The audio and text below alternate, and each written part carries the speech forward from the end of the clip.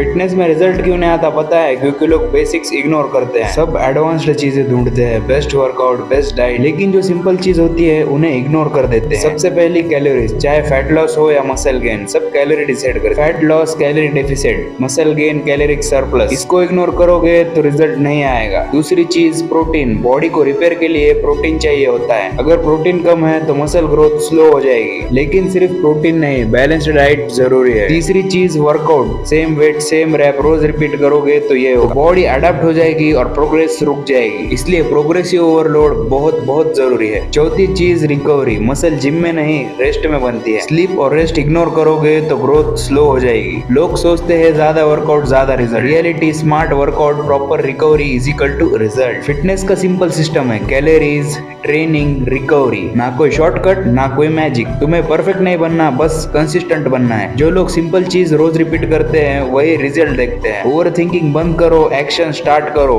Follow और subscribe करो 1% बेहतर बनने के लिए।